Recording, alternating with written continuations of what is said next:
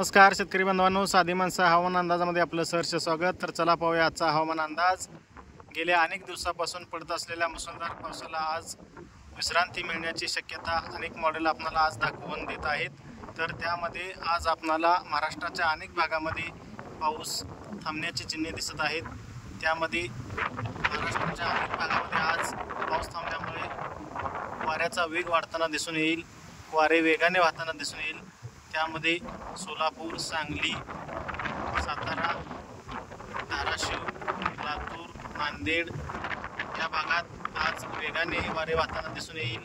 तर रत्नागिरी, रायगड, सिंधुदुर्ग, कोल्हापूर घाटमाता, पुणे घाटमाता, सातारा घाटमाता या भागामध्ये हलक्या ते मध्यम स्वरूपाचा आज पाऊस दिसून येईल।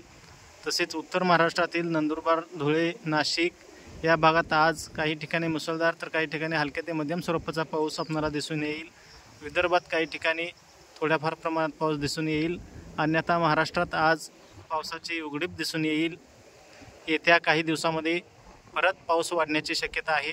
त्यामुळे सर्व शेतकरी बांधवांना विनंती, आपल्या काढणीस आलेल्या पिकाची आपण काळजी घेऊन पाऊस उघडीप देत आहे तोपर्यंत आपण काढणी करून घ्यावी।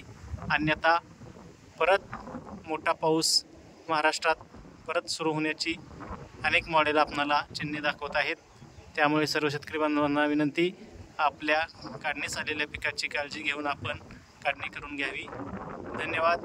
दररोजचा हवामान अंदाज पाहण्यासाठी साधी माणसे आपल्या चॅनलला सबस्क्राईब करा, व्हिडिओ जास्तीत जास्त शेअर करा आणि कमेंट करायला विसरू नका। जय महाराष्ट्र, जय भारत, जय बळीराजा।